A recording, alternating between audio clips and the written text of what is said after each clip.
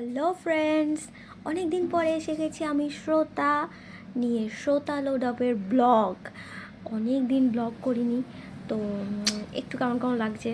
তো আজকে সকালে যে রেসিপিটা বানিয়েছিলাম, নাস্তার রেসিপিটা, সেইটা আজকে আমি শেয়ার করব। আজকে সকালে আমি বানিয়েছিলাম ডিম পরোটা। ডিম পরোটা বানানোর জন্য আমি একটা নিয়ে নিয়েছি কালো কুচকুচে প্যানটা এখন আর কালো নেই, কারণ প্যানটা অনেক দিন ইউজ হয়ে গেছে, অনেক পুরনো হয়ে গেছে। এটা দিয়ে রান্না করা যায় না, রান্না করলে নিচে আটকে টাটকে একদম খারাপ হয়ে যায়। তো এই প্যানটাতে আমি এখন আটা ময়দা মাখি। তো এই প্যানটাতে আমি নিয়ে নিয়েছি 3 চামচ আটা। আপনারা চাইলে আটার জায়গায় ময়দা নিতে পারেন, আটাটা একটু হেলদি, তাই আমি আটা নিয়েছি। এই যতটা আটা নিয়েছি এটাতে মোটামুটি 4টে পরোটা হয়ে যাবে। আমি 4টে পরোটাই করব। সো এবারে আটাটার মধ্যে কী নেব? আটাটার মধ্যে নেব কালো জিরে, টিকি টিকি টিকি টিকি টিকি টিকি টিকি টিকি টিকি কালো জিরে নিয়ে নিয়েছি। কালো জিরে নেওয়ার পরে আমরা নেব ঘি। আজকে ছুটির দিন বলে রান্না করছি। যেদিনকে মোটামুটি পরোটা টরোটা খাওয়া হবে বা পরোটা খাওয়া হয়, সেদিনকে ঘি টি কোলেস্টেরল এইসব ফ্যাট ট্যাট এইসবের কথা ভাবলে চলে না। আজকে চিট ডে, আজকে ঘি খাবো, পরে 7 দিন আবার খাবো না, কম কম খাবো, চলবে। এই ঘিয়ের পরে আমি কিনেছি। ঘিয়ের পরে নিয়ে এসেছি নুন আনতে গিয়ে চিনি এনে ফেলেছিলাম, চিনি রেখে আবার নুন আনতে যাচ্ছি। কত দেরি হয়ে গেল। নিয়ে নেবো নুন স্বাদ মতো। নুনটা একটু অল্প করেই নেবো, কারণ ডিমের মধ্যে নুন যাবে। এই একটা আটায় একটা চুল ছিল, হে। এরপরে কি করব? এরপরে এই যে ইনগ্রিডিয়েন্টসগুলো নিয়েছি, এই ইনগ্রিডিয়েন্টসগুলোকে খুব ভালো করে মিশিয়ে নেবো। কীভাবে নেবো, মিশিয়ে নেওয়ার টেকনিকটা আমি দেখিয়ে দিচ্ছি। এটাকে বলে ময়ান দেওয়া বাংলাতে, ঠিক আছে? এই যে ঘষে মানে ঘিটা একদম আটার সঙ্গে মিশে যেতে হবে। আটার সাথে যেই ঘিটা মিশে যাওয়ার পরে কী হবে, এই যে মুঠো করবেন। হ্যাঁ, কী করে বুঝবেন ঠিক করে ময়ান দেওয়া হয়েছে? মুঠো করবেন, আর মুঠোতে এই দেখো আবার কোথা থেকে চুল এসে গেল। মুঠো করতেই কী হবে, যে দেখো মুঠো হয়ে যাচ্ছে, এর মানে হচ্ছে ময়ানটা ঠিক মতো দেওয়া হয়ে গেছে। এরপরে আমি কী করব, ঈষৎ উষ্ণ গরম জল নেবো। ঈষৎ উষ্ণ গরম জল মানে যেই গরম জলটা হাতে দিয়ে, গরম বেশি লাগবে না, ঠান্ডাও খুব একটা লাগবে না। এইবারে এই জলটা দিয়ে আমি একেবারে ময়দা কেন বলছি, আটাটা ভালো করে মেখে নেবো। একদম সুন্দর করে অল্প অল্প জল মেশাবো, আটাটা মাখবো, অল্প অল্প জল মেশাবো, আটাটা মাখবো। আটা মাখাটা অনেক লেংদি হয়ে যাচ্ছে মনে হচ্ছে। আটা মেখে দেখুন চারিদিকে ছড়িয়ে একবার যাতা কাণ্ড।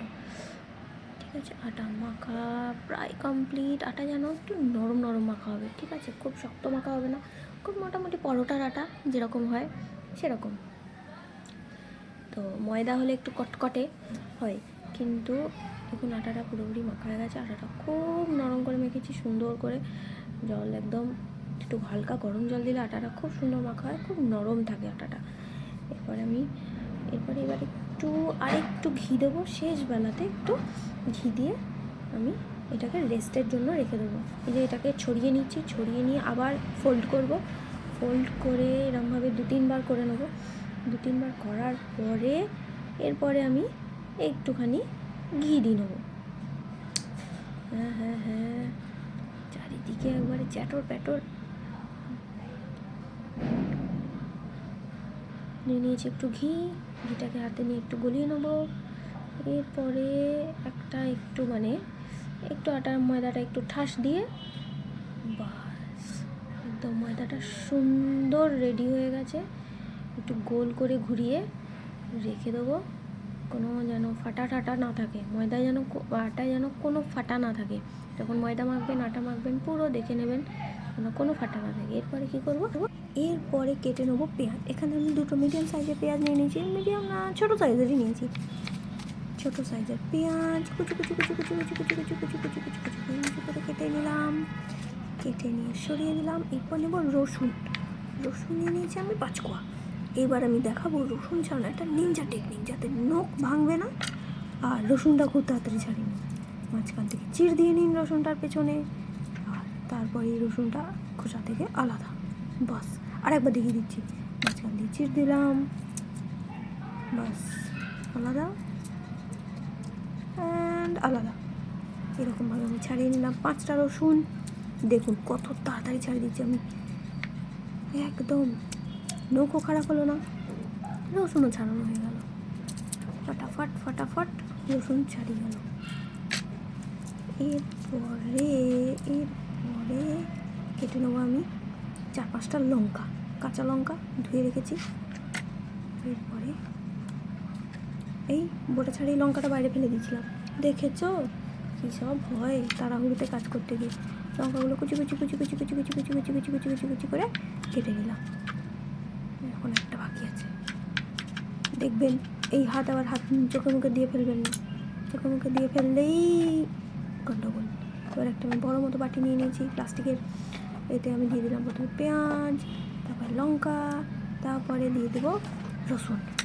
রসুনটা তো কাটা হয়নি, রসুনটা কেটে নেবো আমি কুচি কুচি করে। পৃথিবীর সবচেয়ে কষ্টকর কাজগুলোর মধ্যে একটা হচ্ছে রসুন কুচি কুচি করে কাটা, আর ছুরিটাও হয়েছে ভোঁতা, একেবারে ভালো করে কাটা যায় না। রসুনগুলো আমি সব কেটে কেটে কেটে কেটে কেটে কেটে কেটে কেটে নিলাম। আচ্ছা, যারা রসুন খান না, রসুনের গন্ধটা ভালো লাগে না, তারা রসুনটা নাও দিতে পারেন বা একটু কম করেও দিতে পারেন। আচ্ছা, এর সাথে আপনি আদা কুচিও ইউজ করতে পারেন, আদা কুচি ইউজ করলেও টেস্টটা বেশ ভালোই লাগবে, কিন্তু আমি আদা নিই কারণ আমার ঠিক ভালো লাগে না আদাটা, মানে বড্ড বেশি লাগে। তো নিয়ে নিয়েছি আমি রসুনগুলো সব কুচিয়ে নিলাম। এরপরে হয়ে গেল, এগুলো সব সরিয়ে দেবো, নোংরা নোংরা হয়ে গেছে একেবারে। সরিয়ে দেওয়ার পরে এরপরে আমি নিয়ে নেবো 3টে আস্ত ডিম, একটা ডিম ফাটিয়ে দিলাম, 2টো ডিম ফাটিয়ে দিলাম। 3 নম্বর ডিমটা একটু কায়দা করে নিতে হবে, কিচ্ছু করার নেই, নাহলে ভালো করে আসবে না। হয়ে গেল 3টে ডিম। এইবারেতে মশলা আপনার ইচ্ছা মতো মশলা দিতে পারেন, আমি দিয়ে দিলাম একটু নুন স্বাদ মতো, ঘেটে নিলাম। এটা একটা অমলেটের মিক্সের মতো, বাস, খুব বেশি মশলা দেওয়ার দরকার নেই। চাইলে একটু জিরে গুঁড়ো দিতে পারেন, একটু জিরে গুঁড়ো, একটু লঙ্কা গুঁড়ো, কাশ্মীরি রেড চিলি পাউডার দিতে পারেন, কিন্তু আমি কাশ্মীরি রেড চিলি পাউডারটা দিই না, কারণ আমার ভালো লাগে না। আমি শুধু জিরে গুঁড়ো দিয়েছি, জিরে গুঁড়ো দিয়ে এটা খুব ভালো করে মিক্স করে নিলাম, একদম সুন্দর করে মিক্স করে নেবো। মিক্স করে নিয়ে আমার রেডি হয়ে যাবে ডিমের ব্যাটারটা, মানে এটা দিয়ে আপনি অমলেট করেও খেতে। নিয়ে চলে এসেছি সেই আটাটা যেটা আধ ঘন্টা আগে মেখে রেখেছিলাম, আটাটা বেশ নরম আর সুন্দর সুন্দর গ্লেজি দেখতে লাগছে।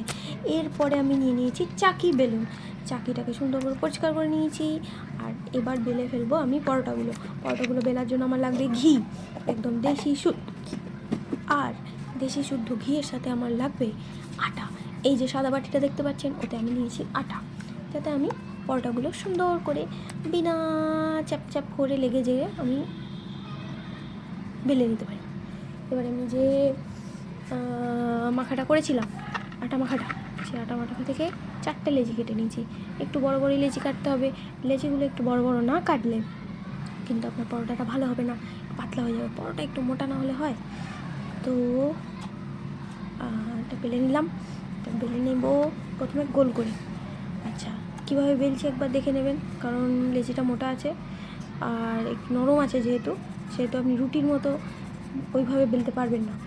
তো এইভাবে একবার ঘুরিয়ে ঘুরিয়ে বেলতে হবে, গোল করে, যত বড়, যত সুন্দর করে, যত পাতলা করে বেলতে পারবেন তত সুন্দর আপনি ওই এনভেলাপ যেটার মধ্যে ডিমের পুরটা দেওয়া হবে, সেই এনভেলাপটা তত সুন্দর হবে। এবার এনভেলাপটা কীভাবে তৈরি করবে সেইটা আমি দেখিয়ে দেবো। দেখুন, প্রথমে আমি এই যে রুটিটা বেলে নিয়েছি, রুটিটার ওপরে আমি মাখিয়ে দিয়েছি ঘি। আচ্ছা, ঘিটা যদি একটু গলিয়ে নেন তাহলে আরও ভালো হবে, এর জায়গায় আপনি সাদা তেলও ইউজ করতে পারেন যারা একটু। এবার দেখুন, ভাঁজ করে দিয়েছি দু সাইড থেকে, দিয়ে মাঝখান থেকে একবার ভাঁজ করে নিয়েছি। আচ্ছা, এইবার দেখুন ব্যাপারটা কি হচ্ছে, কি তারপরে চৌকোভাবে যেটা তৈরি হয়ে গেল লেচিটা, সেটাকে বেলে নেবো এইভাবে ঘুরিয়ে ঘুরিয়ে। তো আমার এটা চৌকোই হবে, এনভেলাপ টাইপের চৌকো। আচ্ছা, এটা আমি টেকনিকটা আরও একবার দেখিয়ে দেবো যাতে আপনারা আরও ভালো করে বুঝতে পারেন। হয়ে গেছে, একটা পরোটা আমার রেডি হয়ে গেল। তুলে রেখে দিলাম। দেখুন, বলেছিলাম আরেকবার দেখিয়ে দেবো। তো নেক্সট পরোটাটা আমি গোল করে সুন্দর করে পাতলা করে বেলে নিয়েছি। এরপরে আমি লাগিয়ে নেব ঘি। এই ঘিয়ের জায়গায় আপনি সাদা তেল ইউজ করতে পারেন, সাদা তেল বা ঘিটা গলিয়েও ইউজ করতে পারেন। ঘিটা গলিয়ে ইউজ করলে কী হবে, যে হাতে যে মেখে যাচ্ছে ওটা মেখে যাবে না, এবং আপনি বেশ চামচে করেই সুন্দর এটার গায়ে একদম মাখিয়ে নিতে পারবেন। যাকে ঘিটা আমি তো গলাইনি, ঘিটা আমার জমাই আছে, তো এইভাবে আমি মাখিয়ে নিচ্ছি ঘিটা। এতেও কিছু হবে না, এতেও বেশ পরোটাটা ভালোই হবে, খারাপ হবে না, কিছুই খারাপ হবে না।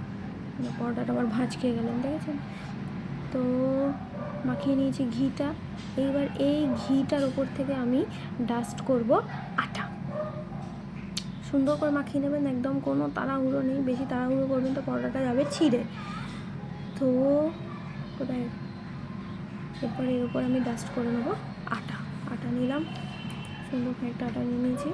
এইভাবে ছড়িয়ে ছড়িয়ে এক জায়গায় ধপ করে বেশি করে হিপ ফরমেশন করে দিয়ে দেবেন না, একদম সুন্দর ডাস্ট করে নেবেন আটাটা। যেমনভাবে কেকের টিনে ময়দা ডাস্ট করে বাটার লাগানোর পরে, ঠিক সেভাবে। এইবারে দেখুন, এই একটা ভাঁজ, এই দুটো ভাঁজ, একটা পাটিসাপটার মতো, এটা হচ্ছে ফার্স্ট স্টেপ। ওকে, পাটিসাপটার মতো ভাঁজ দিয়ে দিলাম। এরপরে এদিক থেকে একটা ভাঁজ শাড়ির মতো ভাঁজ করছি, এদিক থেকে এক সাইডে একটা, এটা হয়ে গেল আপনার সেকেন্ড স্টেপ। এরপরে যে বাকি পোর্শনটা রইলো সেটা আবার তার উপরে ভাঁজ করে দেবো, একদম শাড়ির মতো ভাঁজ হয়ে গেল। এটা হয়ে গেল থার্ড স্টেপ। তো আপনার লেচি হয়ে গেল রেডি। এরপর আপনি উল্টো দিক থেকে একটু চাপ দিয়ে নেবেন যাতে ভাঁজে ভাঁজে বসে যায়, বাস আপনার লেচি রেডি। এরপর আপনি আটা ছড়িয়ে নেবেন, আটা ছড়িয়ে নিয়ে কি করবেন, ওটাকে বেলবেন। আর বেলার সময় খেয়াল রাখবেন যে দিকে আমার ভাঁজগুলো আছে সেইটা যেন নিচের দিকে থাকে, ঠিক এইভাবে, যেন যেদিকে ভাঁজগুলো আছে সেইগুলো নিচের দিকে রেখে এইভাবে উপর দিক থেকে বেলবেন। আর যদি নিচের দিক থেকে বেলতে আরম্ভ করেন তাহলে কিন্তু ভাঁজগুলো নষ্ট হয়ে যাবে, এদিক ওদিক হয়ে যাবে। এবারে এইভাবে ঘুরিয়ে ঘুরিয়ে বেলে নেবেন। আর বেলা হয়ে গেলে এটা ঠিক চৌকো আকৃতির হয়ে যাবে। আর এইভাবেই আমি 4টে পরোটা বেলে নিয়েছি। আচ্ছা, পরোটাটা খুব বেশি পাতলা করবেন না, পরোটাটা খুব বেশি পাতলা করলে তখন কিন্তু মানে যে ইয়েগুলো ভাঁজে ভাঁজে যে পরোটাটা যখন ফুলবে তখন একটু অসুবিধা হবে আপনার ইয়েটা দেওয়ার জন্য, ছিঁড়ে যেতে পারে পরোটাটা। তো এই হয়ে গেল আমার পরোটা। তাও মোটামুটি পরোটা খুব একটা ছোটো হবে না, কারণ আমি লেচিগুলো বড়ো করেছিলাম, এই জন্যই আমি লেচিগুলো বড়ো করে কেটেছিলাম, যাতে পরোটাটা খুব একটা ছোটো না হয়ে যায়। তো সুন্দর এইভাবে বেলে নেবেন। আশা করি আপনারা বুঝে গেছেন কীভাবে বেলতে হবে, আমি দুবার এক্সপ্লেন করে দিয়েছি। তো এরপর আমরা যাব নেক্সট স্টেপে। এইভাবে আমি 4টে পরোটাই বেলে নিয়েছি। 4টে পরোটা বেলে নিয়ে এবার আমি চলে যাবো রান্নাঘরে পরোটাগুলো ভাজার জন্য। রান্নাঘরে এসে জ্বালিয়ে নিয়েছি গ্যাসটা, প্যান বসিয়েছি ননস্টিকের, যাতে বেশি তেল না লাগে। আর দেখে নেব তাওয়াটা গরম হয়ে গেলে আমরা দিয়ে দিয়েছি পরোটা। এবার পরোটাটার যতক্ষণ না কালার চেঞ্জ হবে পরোটাটা উল্টাবেন না। পরোটার কালারটায় দেখুন হালকা হালকা চেঞ্জ হয়ে গেছে। এরপরে পরোটাটা উল্টে দিয়েছি, পরোটাটা উল্টে দিতে পরোটাটা সুন্দর ফুলে উঠছে। সুন্দর ফুলে ওঠার পরে এবার কী করবো, একটা ছুরি নিয়ে নিয়েছি, ছুরি নিয়ে পরোটাটার পেটে একটা ফুটো করে অপারেশন করে ডিমটা ভরে দেবো। ডিমটাই ভরে দিলাম। ডিমটা ভরে দেওয়ার পরে কী করতে হবে, পরোটাটা একটু হিলিয়ে দেখে নিতে হবে যাতে ডিমটা চার কোনায় পৌঁছে যায়। আচ্ছা, এই সময় টেম্পারেচারটা খুব ভালোভাবে মেনটেন করতে হবে, নাহলে পরোটাটা কিন্তু আমার মতো পুড়ে যাবে। আচ্ছা, আমি আবার একবার করে দেখিয়ে দেবো, কারণ হচ্ছে এই পরোটাটা পুড়ে গেছে, আমার মনটা ঠিক ভালো লাগেনি। পরোটা দিলাম, এবার পরোটাটা উল্টাবো। এই পোর্শানে এই যে ফুলে গেল, ফুলে যাওয়ার পরে গ্যাসটা একটু কম করে নেবেন, কম করে নিয়ে পরোটাটা খুলে একটা ছুরি দিয়ে বা খুন্তি দিয়ে এবার একটু নাড়িয়ে দিলাম। ডিমটা ভরার পরে উল্টে দিলাম, ঘি দিয়ে সুন্দরভাবে যেমন নর্মাল পরোটা ভাজে সেইভাবে চেপে চেপে ভেজে নিতে হবে। ভাজা হয়ে গেল আমার ডিম পরোটা রেডি। এইবার আমি করব সার্ভ। পরোটাটা ভীষণ খাস্তা, বাইরে থেকে মচমচে আর ভেতর থেকে ভীষণ নরম হয়েছে। তো আপনাদের যদি এই রেসিপিটা ভালো লেগে থাকে তাহলে করে ফেলুন। আমার চ্যানেলকে লাইক, শেয়ার অ্যান্ড সাবস্ক্রাইব। খুব খুব ভালো থাকবেন, আর এই রেসিপিটা নিশ্চয়ই ট্রাই করবেন শীতের সকালের ব্রেকফাস্ট। তো আজকের মতো সাইনিং অফ, বাই বাই।